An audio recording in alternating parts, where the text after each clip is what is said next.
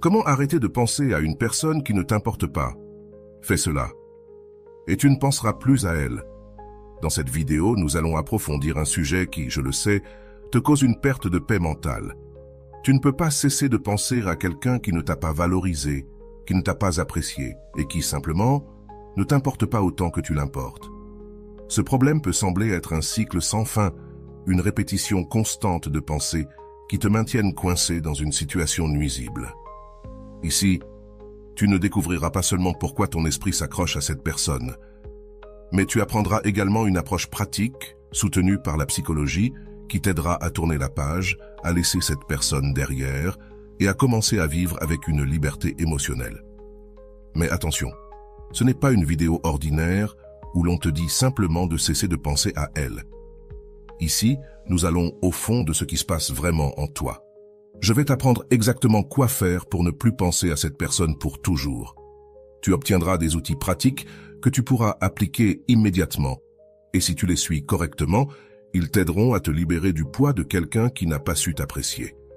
La promesse que tu obtiendras après avoir regardé cette vidéo, à la fin, tu auras appris à libérer ton esprit de ces pensées qui te tourmentent, celles qui te font te demander pourquoi cette personne ne t'a pas valorisé, ce que tu as fait de mal, ou si un jour elle te recherchera à nouveau. Je te promets non seulement que tu cesseras de penser à cette personne, mais aussi que tu retrouveras le contrôle sur ton esprit et tes émotions. Tu te sentiras plus fort, plus libre et prêt à ouvrir un nouveau chapitre de ta vie où tu ne seras plus enchaîné au passé. Alors, comment allons-nous y parvenir? Nous allons suivre une approche étape par étape. Nous commencerons par comprendre pourquoi tu continues à penser à cette personne. Nous explorerons comment fonctionnent tes émotions et ton esprit dans ces situations. Enfin, nous verrons quoi faire pour mettre un terme à ce cycle de pensée. Donc, si tu te sens prêt à laisser derrière toi cette personne qui ne t'a pas valorisé, reste avec moi, car ce que tu vas apprendre ici pourrait tout changer pour toi. Pourquoi continues-tu à penser à cette personne? La première chose que tu dois savoir est que ton esprit ne cherche pas à te punir. Le fait que tu continues à penser à cette personne ne signifie pas que tu es faible ou qu'il y a quelque chose de mal en toi.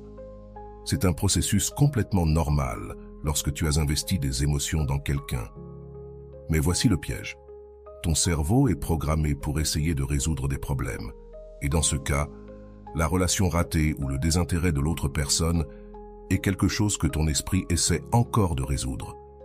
Cela crée un cycle où tu continues à réfléchir à ce qui s'est passé, essayant de comprendre pourquoi elle ne t'a pas valorisé et comment tu aurais pu faire quelque chose de différent. C'est la principale raison pour laquelle tu ne peux pas cesser de penser à cette personne. Il ne s'agit pas tant de l'amour ou du manque que tu ressens pour elle, mais plutôt du fait que ton cerveau est bloqué sur un problème sans solution. Ton esprit recherche une clôture, une conclusion à cette histoire. Mais comme l'autre personne n'est pas prête à te donner cette clôture, ton esprit continue de ressasser le passé à la recherche de réponses. L'attachement émotionnel que tu maintiens joue ici un rôle important. Lorsque nous sommes dans une relation ou que nous ressentons quelque chose de fort pour quelqu'un, nous générons ce que nous pourrions appeler une empreinte émotionnelle. Cette empreinte ne disparaît pas facilement, même si la personne ne nous valorise pas. Le psychologue John Bowlby, connu pour sa théorie de l'attachement, expliquait que les êtres humains sont programmés pour former des liens émotionnels, et ces liens sont difficiles à rompre, surtout lorsque nous n'avons pas obtenu ce que nous attendions de cette relation. Et voici quelque chose de clé. Le manque de réciprocité ou de valorisation te laisse dans un état d'incomplétude. Lorsque tu ne reçois pas ce que tu attendais ou méritais dans cette relation, tu restes avec une sensation de vide, et ton esprit reste connecté à cette personne, essayant de combler ce vide. C'est l'une des principales raisons pour lesquelles tu ne peux pas lâcher prise.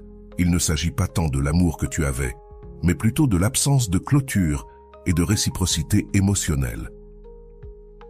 Le phénomène psychologique que tu dois connaître est appelé l'effet Zeigarnik. C'est une tendance de notre esprit à se souvenir plus intensément des tâches ou situations qui sont restées inachevées. Si tu y réfléchis, cette relation qui n'a pas fonctionné et où tu n'as pas été valorisé est une situation inachevée pour toi. C'est comme si ton esprit repassait constamment cette tâche sans fin, en essayant de trouver une solution. C'est pourquoi, même si tu sais que cette personne ne t'apprécie pas, tu continues à penser à elle. Ton cerveau continue à chercher à résoudre ce mystère, et tant que tu ne trouveras pas une clôture émotionnelle, qu'elle vienne de toi ou d'une action que tu entreprends, tu resteras piégé dans ce cycle. Mais voici ce qui est similaire. Tu as le contrôle de donner cette clôture. Tu n'as pas besoin que l'autre personne t'apprécie ou te donne les réponses que tu cherches. Tu peux créer ta propre clôture émotionnelle. Et c'est exactement ce que nous allons voir dans cette vidéo. Nous avons déjà parlé de pourquoi tu continues à penser à cette personne. Ton esprit est piégé dans un cycle de résolution de problèmes et ton attachement émotionnel reste vivant, en partie parce que tu n'as pas obtenu cette clôture dont tu as tant besoin. Mais maintenant, il est temps de parler de l'essentiel. Comment briser ce cycle et libérer ton esprit une bonne fois pour toutes? La première chose que tu dois comprendre, c'est que les pensées ne disparaissent pas toutes seules. Ce n'est pas suffisant de désirer cesser de penser à quelqu'un. Si c'était si facile, tu l'aurais déjà fait. C'est comme essayer de ne pas penser à un éléphant rose. Si je te dis de ne pas penser à un éléphant rose, la première chose que tu feras sera de t'en imaginer un. C'est ainsi que fonctionne notre esprit. Par conséquent, la clé n'est pas simplement de cesser de penser à cette personne, mais de remplacer ces pensées par quelque chose de plus efficace. C'est ici qu'intervient la technique clé qui t'aidera à y parvenir. Redirige ton attention consciente. Lorsque tu continues à penser à quelqu'un qui ne t'a pas valorisé, ce que tu fais, en essence, c'est permettre à ton esprit de donner trop d'importance à cette personne. Tu te demanderas comment tu peux arrêter de faire cela. La clé est de rediriger ton attention consciente. Selon le psychologue Daniel Kahneman, auteur de Thinking Fast and Slow, l'esprit a deux façons principales de traiter l'information. La pensée rapide, qui est automatique et émotionnelle, et la pensée lente, qui est consciente et rationnelle. En ce moment, ta pensée rapide est piégée dans une réaction émotionnelle, se remémorant constamment cette personne. Mais tu peux activer ta pensée lente, consciente, et changer le focus vers quelque chose de plus constructif. C'est quelque chose que Eckhart Tolle, auteur de Le pouvoir du moment présent, mentionne souvent. Il dit que les pensées sont comme des nuages. Si tu restes piégé en elles, tu te perds dans une tempête. Mais si tu prends le contrôle, tu peux observer ces pensées sans les laisser te dominer. Le premier pas est de prendre conscience chaque fois que tu penses à cette personne. Ce n'est pas facile car ces pensées semblent venir automatiquement, mais si tu t'entraînes à les noter peu à peu, tu commenceras à voir le schéma. Arrête le cycle avec une interruption consciente. La deuxième technique que je te propose est ce que nous appelons l'interruption consciente. Chaque fois que tu remarques que ton esprit commence à divaguer vers cette personne, interromps cette pensée sur le champ. Tu peux le faire littéralement en te disant « Stop ». C'est ici que ton attention consciente prend le contrôle. Ce que nous faisons, c'est interrompre le cycle automatique de pensée. Une fois que tu parviens à stopper ce cycle, tu peux remplacer cette pensée par une affirmation positive sur toi-même ou simplement te concentrer sur une autre activité qui te fait te sentir bien. La psychologue spécialiste en réduction de stress explique dans son livre « The Stress Solution » que nos émotions sont profondément connectées à nos pensées automatiques. Mais nous pouvons réentraîner notre cerveau pour que ces pensées cessent d'avoir le même poids. Ce n'est pas un entraînement. En arrêtant ces pensées répétitives et en les remplaçant par d'autres actions ou pensées, peu à peu, nous affaiblissons le pouvoir que cette personne a sur notre vie. Maintenant, une des raisons pour lesquelles tu continues à penser à cette personne est que, comme nous l'avons dit précédemment, ton cerveau sent que la situation est restée inachevée. C'est ici que les rituels de clôture émotionnelle entrent en jeu, une technique que de nombreux psychologues recommandent à leurs patients. Tu n'as pas besoin d'une confrontation physique ou d'une conversation avec cette personne, mais tu as besoin de quelque chose de symbolique qui représente la clôture que tu n'as pas obtenue. Le psychologue suggère d'écrire une lettre à la personne qui ne t'a pas valorisé, exprimant tout ce que tu ressens, mais sans intention de l'envoyer. Cette lettre est pour toi, afin que tu libères toutes ces émotions inexprimées et que tu te donnes la permission de clore ce cycle. Ensuite, tu peux brûler la lettre ou la déchirer, ce qui symbolise que ce chapitre est arrivé à sa fin. Les types de rituels vous aideront à donner à votre esprit le signal qu'il est temps de laisser aller l'effet Zeigarnik et comment le fermer à votre avantage. Rappelez-vous l'effet Zeigarnik dont nous avons parlé auparavant, cet élan de continuer à penser à une tâche inachevée. Ce rituel de fermeture émotionnelle vous aidera à résoudre ce sentiment d'incomplétude. Ce que vous faites avec cet exercice, c'est donner à votre esprit une conclusion, bien que symbolique, qui lui permettra de relâcher ses pensées persistantes. C'est comme si vous marquiez enfin cette tâche comme complète dans votre cerveau. Mais ne vous méprenez pas, ce n'est pas seulement une question de faire un rituel, et c'est tout. Le processus de cesser de penser à quelqu'un prend du temps et de la pratique. Ce que nous faisons ici, c'est entraîner votre esprit à relâcher ses pensées de manière active. C'est pourquoi chaque fois que vous sentez que votre esprit revient à cette personne, vous devez en être conscient et appliquer l'une de ces techniques pour interrompre le cycle et rediriger votre énergie.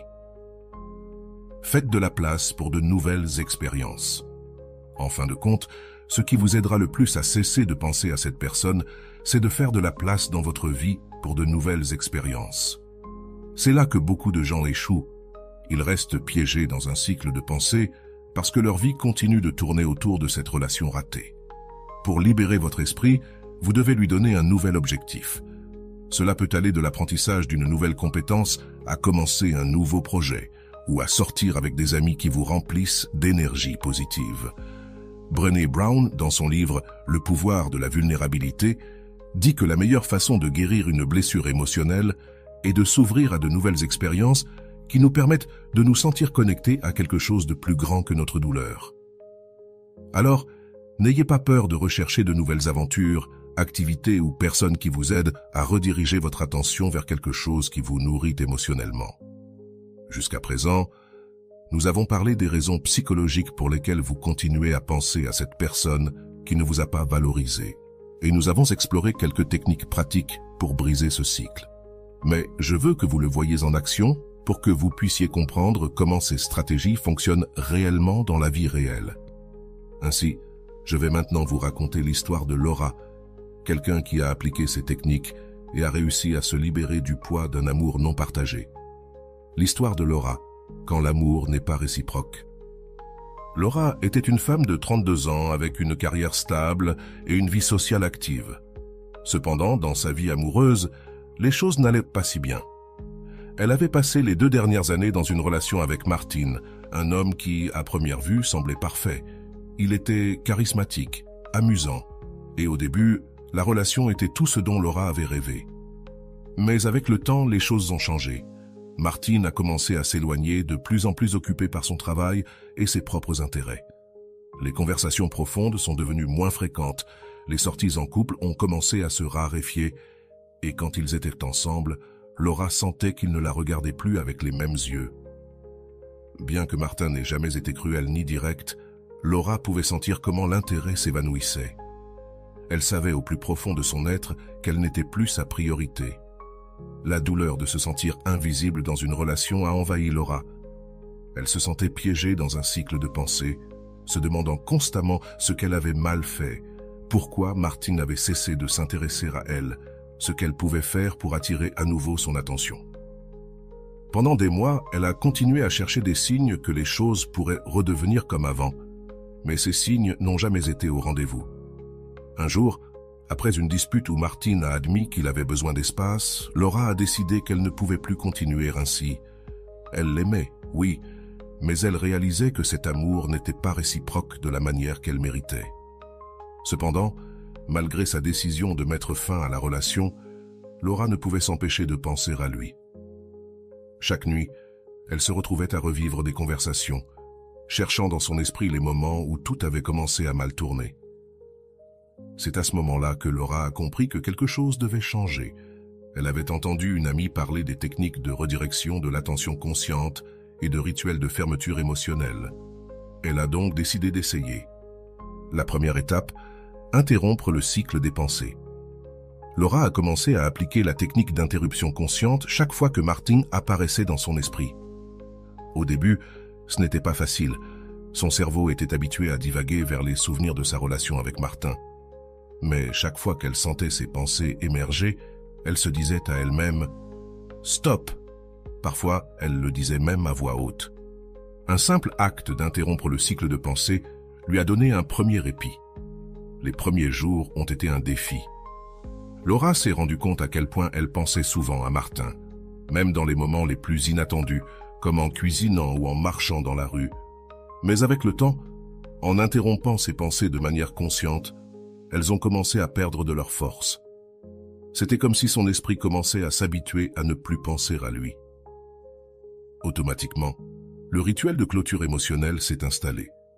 Après quelques semaines de pratique de l'interruption des pensées, Laura a décidé qu'il était temps de passer à l'étape suivante, un rituel de clôture émotionnelle.